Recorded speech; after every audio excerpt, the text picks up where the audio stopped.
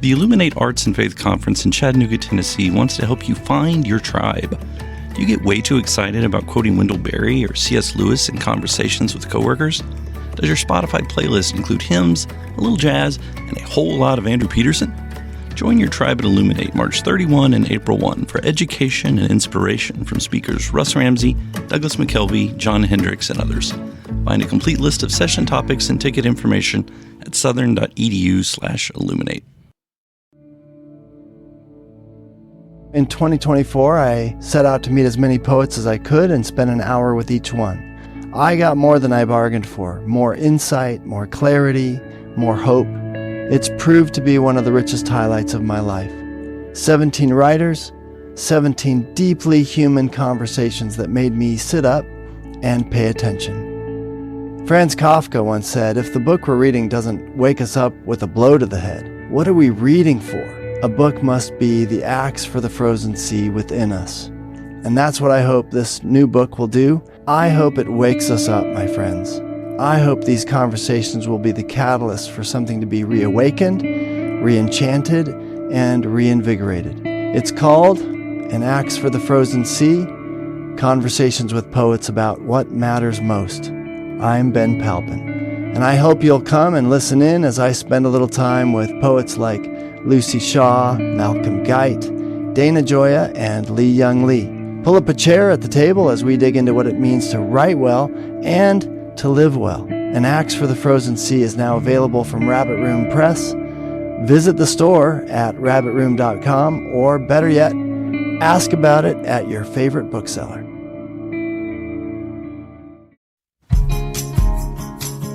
Peace is not simply the lack of violence or its absence. It's actually a more positive view of civic friendship and society that actually helps us think about finding goods in common. And so if we can share a common good like civic peace, even despite our differences, we can begin to work together and try to figure out what peace involves in our certain common life. And we can find ways to resist those things that might threaten our peace. Welcome to the Habit Podcast, conversations with writers about writing. I'm Jonathan Rogers, your host.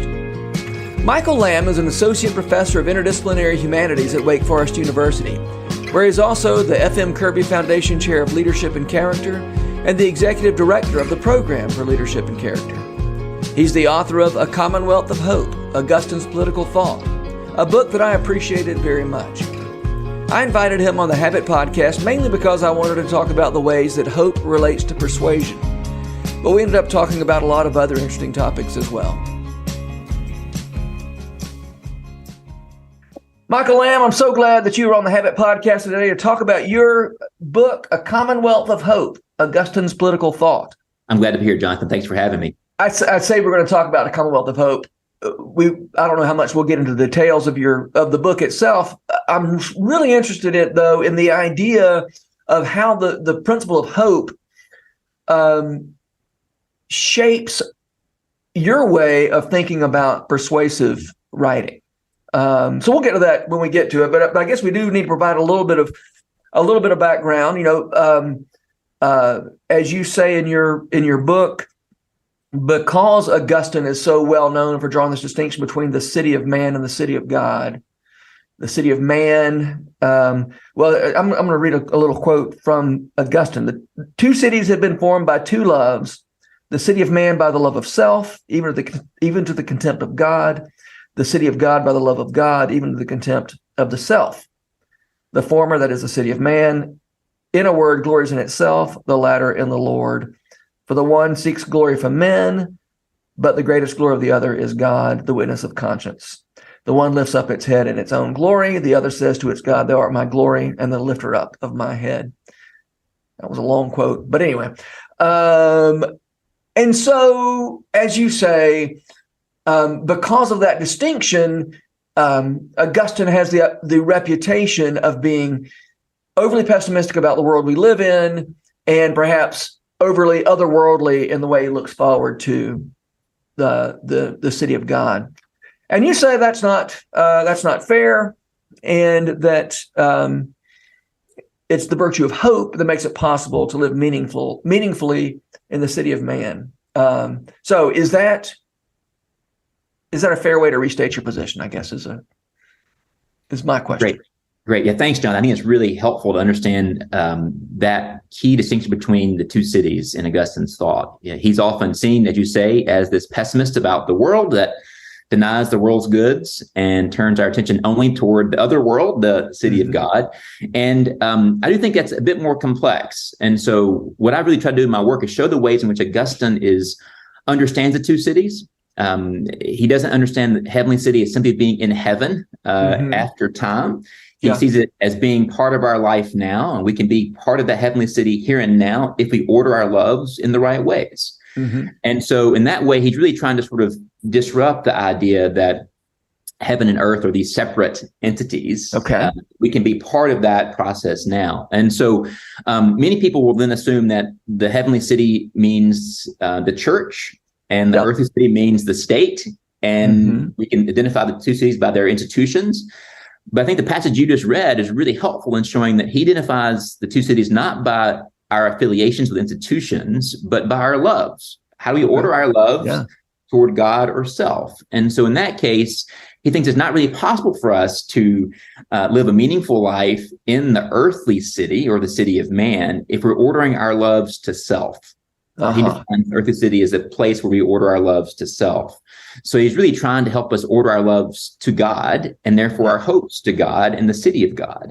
And so it is really a vision of hope being the virtue we need in this temporal life, what he calls the secular age, where we're mixed together among the two cities to achieve our ultimate goal, which he identifies as the city of God. But importantly, he doesn't actually think our hope is only otherworldly. He also recognizes we need certain goods in this life, temporal goods such as friendship or peace, that help us on our journey toward the heavenly city. And so he really thinks about earthly goods or temporal goods being important parts of our journey toward the heavenly city. And even in his Enchiridion, a little handbook on faith, hope, and love, he identifies the Lord's Prayer as a really good example or practice of hope. He identifies the prayer as having petitions that focus on three eternal goods, but also including temporal goods like daily bread or delivered from temptation, which we need now in this life to be able to achieve our ultimate goal. So for him, he's really recognizing the ways in which we hope for both temporal and eternal goods, and that we must order those goods in the right way to be part of the city of God. So when we think about persuasion, then, like so much of when I think about the way rhetoric works, and the way people talk about, and even we're talking about, say, ad copywriting, it's always it tends to be focused on helping the reader, the listener, the audience understand what's in it for them, right? If you vote this way, if you buy my product, whatever, it's the love of self, right? And I'm just trying to maybe you can help me make sense of if a kind of rhetoric that is geared toward the city of God.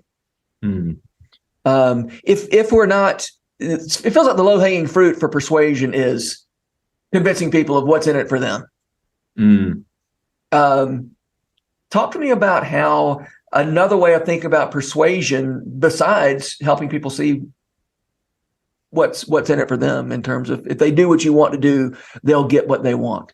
Right. Well, Augustine himself is a great rhetorician. He spent years as a professor of rhetoric in ancient Rome and taught rhetoric to those in Rome and Milan, where he was based. And so he really uses rhetoric very effectively in his writing to really encourage his readers and his listeners to seek the city of God. And he does it in various ways. He often will appeal to their own good, but it's not a good based on love of self. It's their ultimate good. He thinks that real flourishing happens when we order our loves to God and neighbor in the right ways. And so he wants to appeal their desire to live a happy life. He has a whole book called The Happy Life, which tries to disrupt the idea that we can achieve happiness through these fleeting sort of temporal goods like money or power or fame, and ask us to rethink about the ways in which eternal goods might constitute our happiness. And so I do think he's appealing to our desire for happiness and peace, but trying to redefine what it might look like. And for him, that's got to be an eternal way of understanding those important goods. So I think he would actually affirm the need to appeal to people's desire for happiness, but expand the scope of what happiness might mean to where we flourish in ways that embody the love that he thinks that we are called to. Yeah, and I think Augustine is his category is really helpful for thinking in terms of I can't have flourishing at the expense of other people's flourishing. Right. And I do think a lot of the political rhetoric, for instance, that we sort of swim in has to do with making sure I get to hold on to what's mine.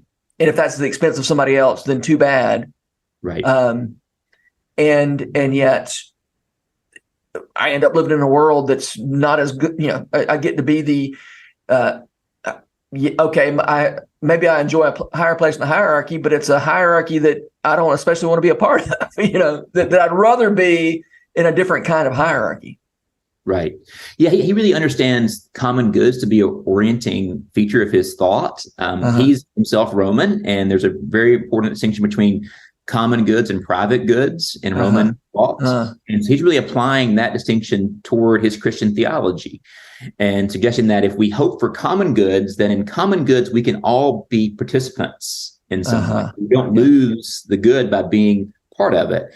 It's private goods that we try to possess for ourselves that have the real problem. And in many ways, you can cast out his distinction between the two cities as the heavenly city focused on the common good, which he identifies as God, the common good of all, or on private goods, which is the ultimate good of the private good is the self. Yeah. And so he's really worried about the ways in which in seeking private goods for ourselves, we deny the goods of others and then use that to dominate others for our own purposes or use them as mere means to achieving our own aims and ideals. And so his real worry is if you actually love human beings and others in God, he says, then that chastens us from trying to possess them as ours, because we recognize they actually are not just ours to possess or dominate, but they're actually part of God's creation.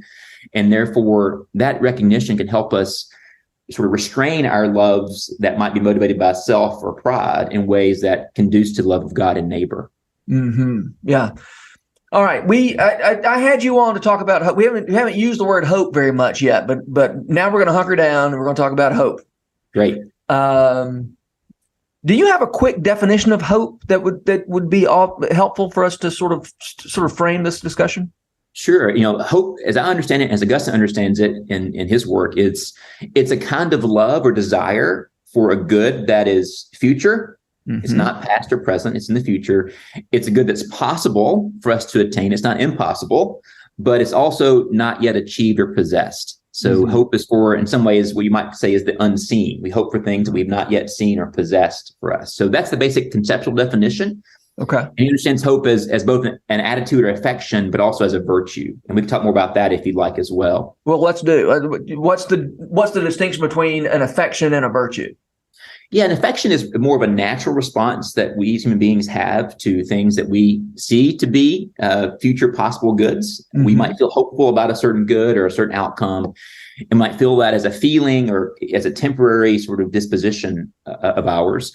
But a virtue is a more stable disposition. It's not just a fleeting feeling that's only here temporarily. It's part of our character that we have to cultivate in various ways and refine to make sure we're hoping for the right things in the right ways in the right amount. So the virtue of hope really is much more stable than a feeling. It's also something that requires more practice and cultivation. It's not something you can just have naturally or automatically. You have to really work at it to develop it over time. And third, it helps us make sure we're ordered toward the right objects. The attitude or affection of hope can go wrong in various ways. Yeah. So we need a virtue that helps guide us to the right objects in the right ways in the right context. And Augustine thinks that virtue of hope is really important for us in ordering our hopes for temporal and eternal goods in the right ways, and also avoiding what he sees as two vices of disorder. Okay. Presumption, which is excessive hope or hoping too much for a certain good or too much in someone to help us achieve it.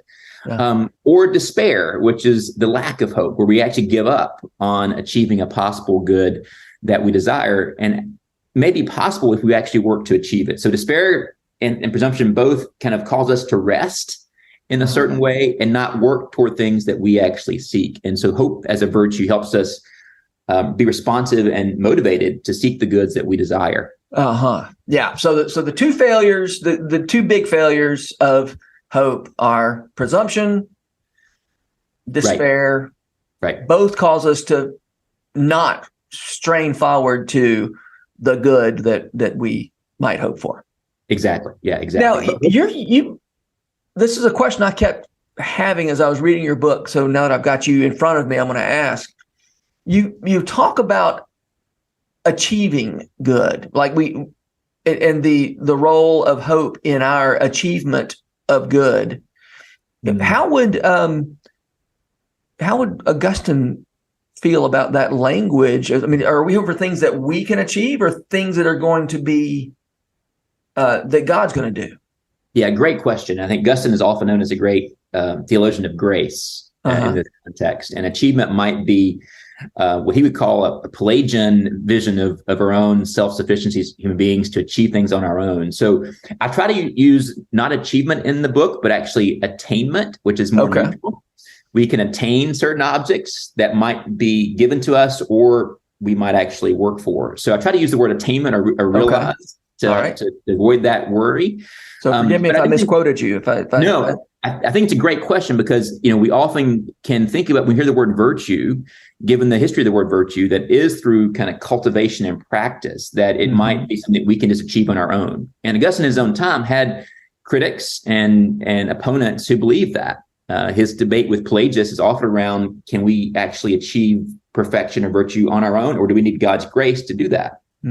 Augustine comes down on the side of grace here. And so he does think that we have these virtues ultimately because we receive the gift from God. But importantly, he doesn't think that grace falls down like manna from heaven. He recognizes that we experience grace as mediated through friendships, through other human beings, and through ordinary practices, such as confession or prayer or imitating moral exemplars who might demonstrate hope. And so if you read his confessions, his autobiography, you see him as he orders his hopes toward God, drawing on practices such as prayer and confession, or looking to exemplars like St. Ambrose or his mother Monica as people who really embody the kind of virtuous hope that he aspires toward. And so I think he does see that these human practices can actually mediate grace in ways that help us to develop that virtue in ways that order us toward God more fully. Okay, but your book is about politics, right? It is. The subtitle is Augustine's Political Thought. Yes. And politics isn't strictly a matter of grace. I mean, we are talking about public effort toward public goods. Yes. So what does hope have to do with that? Yeah, I think you're right. So, Augustine's one of the great critics of politics in the sense he recognizes the ways in which the pursuit of power and the lust for glory can cause us to seek to dominate other people, to prove our power and glory. So he's very attuned to the way that pride and self-interest sort of inhabit and infect politics. Yeah. But he also doesn't think that politics is necessarily a bad thing. In fact, he recognizes we need politics. We need ways to order our common life to achieve the goods we share in common, including both peace and justice. Those are very important. When you say peace, you're not talking about inner peace. You're talking about... Well, I'm talking about, all kinds of peace. I mean, he thinks about peace. There's a great passage from the City of God in Book 19, Chapter 13, where he identifies different kinds of peace. And there's a peace of the body and soul. There's also the peace of the household, the peace of the city, and ultimately for him, the peace of the heavenly city. Yeah. So he sees these pieces as being interconnected in some way. And so for him, as you said earlier, the peace of an individual's flourishing can't be separated from the peace of the city or the household. They are really interconnected. And so if we care about the peace of the soul, we have to care about the conditions for that soul to flourish politically and socially. And so Augustine really tries to sort of show the ways in which as individuals, our flourishing is wrapped up in the flourishing and peace of the city in a very important way, which means that we have to think about how we as citizens preserve the conditions in politics for us to flourish.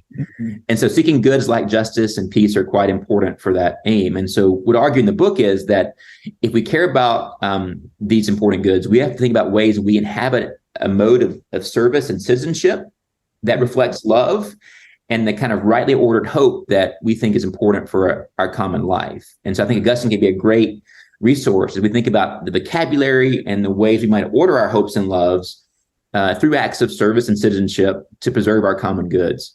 Yeah, great.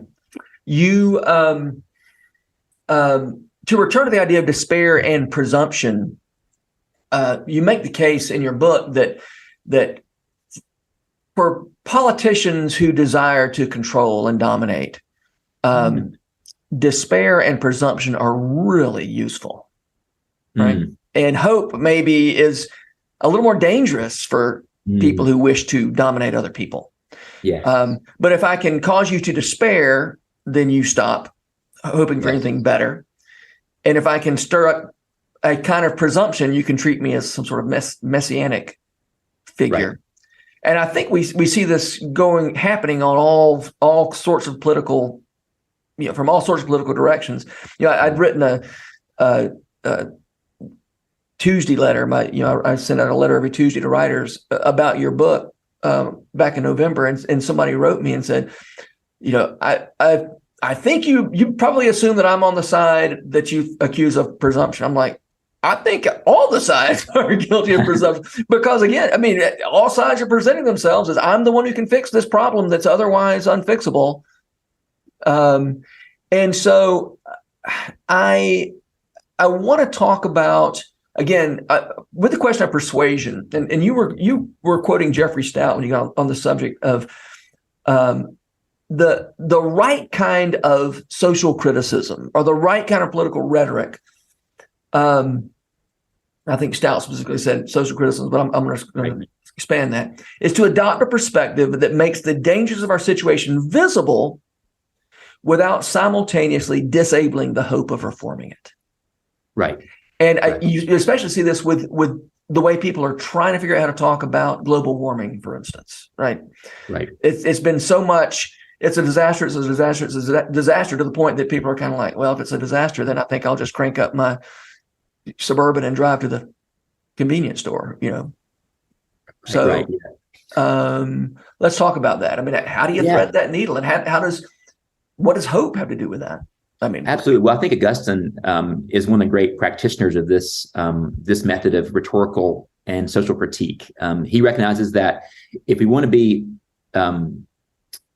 unsettled in our presumption or our pride, we need to know the problems and the real challenges. So he's a very acute analyst of the way that pride and our self-interest might cause us to be presumptuous about certain goods or about our own sort of flourishing in ways that cause us to be really passive about changing anything in our life. But he also recognizes that if you point those out very clearly and very vividly, and as he did often, that you might risk leaving readers in despair. Because if they see all the things that are wrong with the world, then what hope can we have, right? So he actually compares at times those who despair to gladiators who think that there's no hope for them in the arena, so they just need to be as sort of violent as they need to be. There's no way they actually can do anything else but be kind of fully their kind of most brute selves in that way. So I think despair can lead to brutality. It can, yes. So can presumption. Both can. If you despair of actually doing anything different, then you can actually be cruel because you have no need to change your behavior in some ways. You've kind of given up on anything that would be better, and so you can kind of really double down on. He's talking about despair in this case for salvation and forgiveness. If you think you can't be forgiven for something, that can make you either sort of not seek forgiveness and withdraw in some way, or you can kind of just be more sort of brazen in your pursuit of things that you desire for yourself. And so you can be, in this way, really captured by despair. But often despair is really kind of more of a form of apathy. We kind of lose motivation to do anything toward the good. So I think you're right. I think there are ways in which our current debate is really focused on presumption and despair. And then hope can be a way to disrupt that and sort of shift it a bit. And I think you mentioned climate change. I think it's a really good example. I think too often we hear climate doom in ways that, so much is happening that actually is really challenging. And I think in some ways, scientists are right about our situation. There really are things happening to our world that are really putting us in severe danger. And if we ignore those things or think they actually aren't happening, we might be presumptuous that we can just fix it, or it'll be okay in the end, or things aren't really changing. But if we only focus on diagnosing those matters of doom without giving us sort of real positive guidance on how we can actually respond to it, or how our lives can be changed, even in small ways, to address it, or examples of people that we know or people that we really admire who are really engaging this work in ways that are meaningful, then you risk going into despair. And so we need, as social critics, to provoke both clear diagnoses of our problems, but also give people reasons for hope. And I think what Stout's describing, I think what Augustine does is that kind of rigorous critique. And I think one great example of this in the climate context is Wendell Berry, who's one of our culture's great critics and sort of analyst of how our lives politically, ecologically, culturally are being disrupted by these major changes that could be really damaging for us as human beings. But in each essay he offers on this, he often concludes by listing reasons for hope, either by giving ways in which it's not as bad as it could be, or ways in which local citizens are already working to address the things that he identifies as problems. And if we can find good examples in our writing, we really help audiences find ways to hope. And Barry says, if you have one good example, you have grounds for hope. And so how in our writing as writers can we offer not just critique, but also examples that supply grounds for hope? I think that's a really important charge for us. And in our culture where we really want to focus on critique, it's hard to give that constructive focus on examples as well. Yeah. All right. Speaking of persuasion and a culture of despair and or presumption, I hear a lot these days about the idea that people who disagree don't share enough common ground or a sufficient sense of reality to actually have a persuasive or productive conversation with one another. And I do think that the language of the city of man and the city of God can be misused to really exaggerate the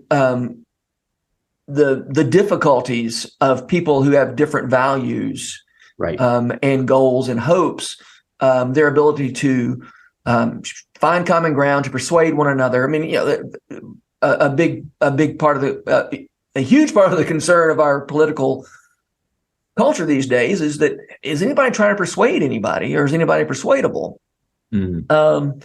So can you address that claim, the idea that there is a reading of the city of God that says we don't have a lot of, I think it's a superficial and facile reading, but still it says, there's not a lot of common ground between people from different belief systems.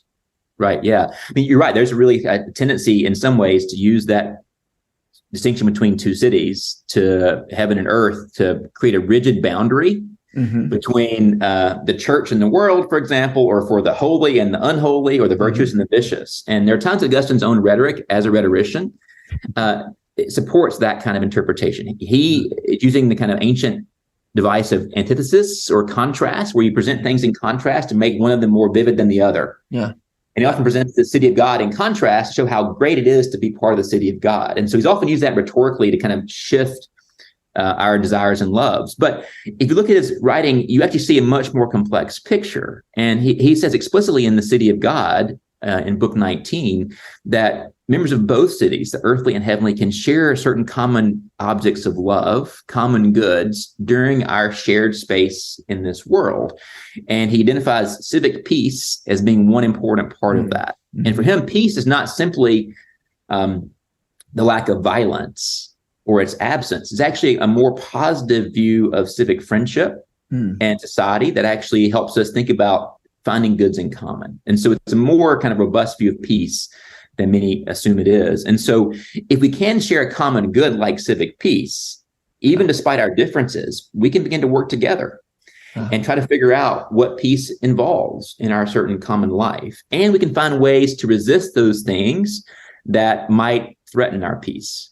So, for example, we might have a hard time finding a lot of agreement right now on certain common goods. We seem pretty divided. But Augustine recognizes that if we love something, we also should hate its opposite. And so if we love the good, he says, we must be someone who hates evil. So if we love liberty, we should hate domination. If we love justice, we should hate injustice and resist it in ways we can. And so what research has shown is that many people in our tradition, in various social movements, have often built coalitions not around what they kind of fully agreed upon, but on what they were against. Slavery, domination, inequality. So if you look at the history of social movements, many people join them, not because they have a shared vision for justice that's complete and full, but because they really hate slavery. They want to resist slavery, or they really want to resist, for example, inequality. So the civil rights movement, for example, the abolition movement, women's suffrage, all bring people in based on this desire to really resist a common evil in some way, not just to seek a common good. And from that coalition building, they then find common goods they can all agree on as they work together toward this shared goal. So I think Augustine gives us ways to think about how we engage each other on our own terms and find a convergence around certain common goods and common evils that can help build coalitions that might address the problems that we see. Yeah. Interesting. There's what's the proximate ends? Is that a phrase you use? I do. Yeah. I use proximate ends. So people often will read Augustine to say that we should love human beings in the world as means of loving God as the ultimate end, which tends to instrumentalize human beings in the world as just mere means to our ultimate ends. And if you look at the language from Latin, that's not what he means. In fact, he doesn't use the word means in that way. That's a more modern term. He uses neighbor, which is proximus in Latin. So proximate are those things near to us that are part of achieving a more distant or ultimate goal. And so I think in that way, his account of how we love the world and the neighbor as a proximate good, as part of loving the ultimate good, which he sees as God, is a really important way to challenge this idea that there are ends and means that can be separated in the ways it's often assumed. And you're saying proximate starting with a P, not approximate. Yes, proximate. It's just kind of hard to understand, in audio. I just want to make sure that was clear. Yeah. So proximate goods. And I think this is very important for us because we can often identify these proximate goods that we share when we might differ on our ultimate ends. And so citizens from different faiths, for example, might share a love of peace, or even, to use your example earlier, a desire to help preserve creation or the climate. And they might do that for different theological or political or social purposes, but find common ground around a vision of kind of holistic ecology that might support our life as human beings for a long time and help support the ecosystems that we find ourselves in. So there are ways we can agree on certain goods without agreeing on why. Ultimately, we care about those goods. So that kind of proximate good gives us a way to think about the common objects that we love. Yeah. You quote Jonathan Sacks. Is he a rabbi? Is Jonathan Sacks a rabbi? The late Jonathan Sacks. He passed away. But he was a rabbi. Was a rabbi in the UK? Yes. Yeah. Who says having different points of departure, even different systems of justification, does not imply that we cannot arrive at something like consensus. Right. Which is kind of the same. Another thing, what you just said. Exactly. Yeah. Exactly. And for some reason, we seem to have gotten in our head that if we don't share all the ultimate goals, somehow we can't be allies. Right. I think there's a kind of real, in some ways, a real purity politics that we see right now, where you have to agree on everything all the way down and all the way up to be able to be allies or friends. And what I think Augustine's doing in his writing, and others are doing across the tradition, is showing ways in which we can find common ground with people who are very different from us. And we ought to really celebrate that. And from that ground, find other ways we can work together toward common human flourishing. So I do think that's a really important strategy for us. And I think in our current context, the ways in which we've given media and given our political discourse, have treated others as enemies, not as fellow citizens who could be friends, is a real limit of our discourse and a real danger to our democracy. Yeah. And that kind of purity politics, to borrow your phrase, makes it really hard to do something that you speak of in your book. You say engaging others around their own values is typically more persuasive than trying to convince them based on one's own. Right? Yes, right. And if I'm engaging in purity politics, I can't even acknowledge that values other than my own have any value at all. I don't know if I'm something right. Yeah, I think but what we see in both Augustine, for example, who often engages his Roman interlocutors, his pagan sort of opponents on their own terms, using their own authorities. And what we see also in contemporary psychology and political science is the ways in which engaging people on their own terms, not your terms, is a much more effective way to persuade people. It shows respect for them and their own authorities. Even if we disagree with them, we can acknowledge our disagreements, but explain, if you believe this, then shouldn't you also believe this and this? And shouldn't your actions reflect this belief in some way? That's a much more persuasive way to engage people than saying, you don't believe like I do, therefore you're automatically wrong. So how do we use what scholars call immanent critique or internal critique, where we engage people in their own authorities, their own actions, to really help us find common ground? I think it's really important. I think we need to be more attuned to that. That requires careful listening. It requires understanding other people's authorities. We have to really kind of be empathetic toward them and really take time to understand their own traditions and their own backgrounds and ask them questions about those. And also really takes time to really work through that dialogue, which is back and forth. It's not easy. It's not quick. I think we also are in a culture right now that really wants quick solutions and sound bites. That doesn't create the spaces for real complex conversation toward persuasion. So I think Augustine and others have done a really good job at offering different examples of that. That doesn't mean that we can't also have our own views. I think I do want to acknowledge the ways in which sometimes we need to have the courage of our convictions. If something is really unjust or a matter of domination, we should be able to say that even vigorously as we need to. So I don't think it means that we just all hold hands and get along. There should be a role for conflict and contestation if it might be about matters of ultimate concern. But I also think that we've become really good at conflict without thinking about the ways we can find common ground across these differences. So I do want to acknowledge a way in which it is important for us to have courage, even as we seek to be more empathetic and listen to those who might be different from us. Well, because the goal is still persuasion, right? We're still trying to bring people over to our side, or hopefully we are together moving toward something better that I may or may not. Maybe I'm wrong. It's possible that I'm wrong about the best means to getting toward a future that we hope for. Right. And I think it's right. I think your caveat's really important. I think we can aim for persuasion, but we also be humble about our own views enough to be open to changing our minds as well. And finding ways to work together that might not have been possible before our conversation. So both courage and conviction with humility and openness being the kind of secret combination that might make this work most effective for our common good.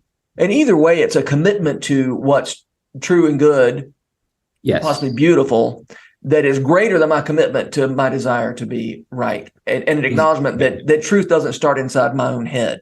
Exactly. Yeah. And that we share common goods together. Even our relationships together can be common goods we need to nurture.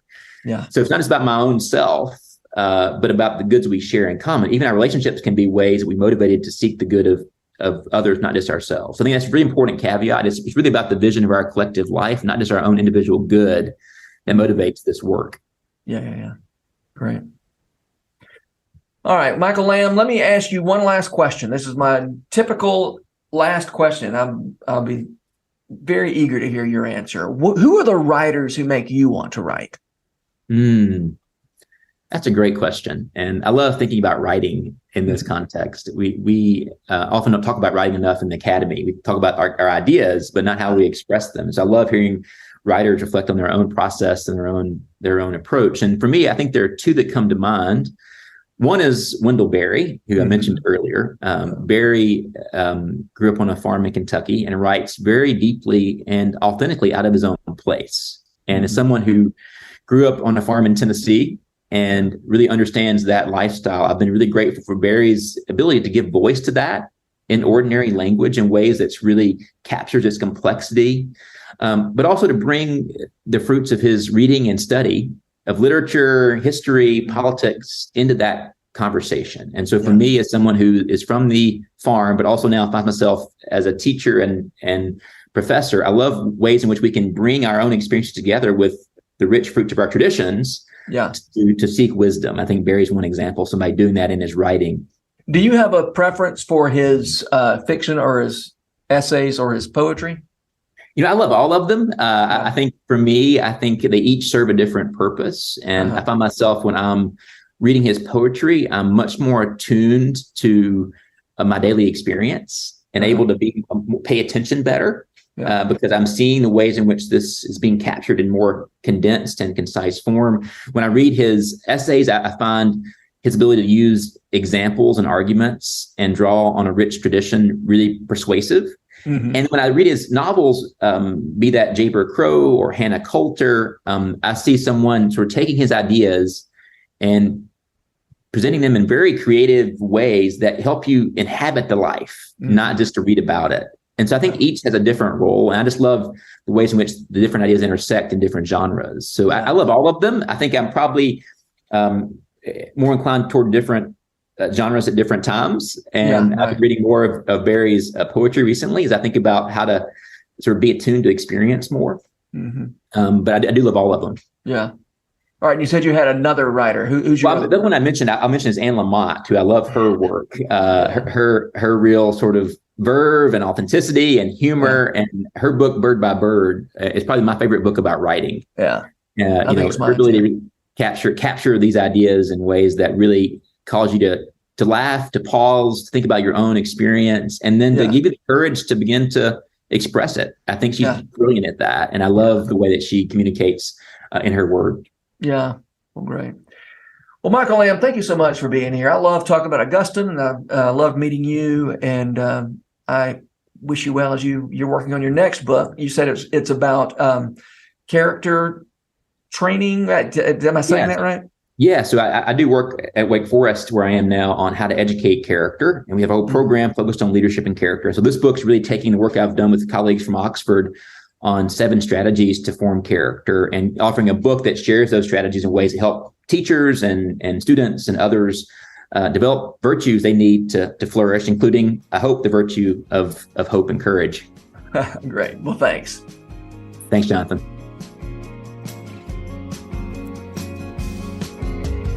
This podcast is brought to you by The Rabbit Room, where art nourishes community and community nourishes art. And all our podcasts are made possible by the generous support of our members. To learn more about us, visit rabbitroom.com. And to become a member, rabbitroom.com/donate.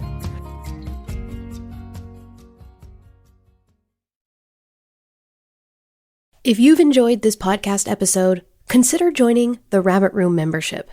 Your membership helps sustain this community, funding everything from publishing and podcasts and theater productions to events and programs that support artists who create with a Christ-centered vision. We'd love to have you on board. Learn more at rabbitroom.com/member.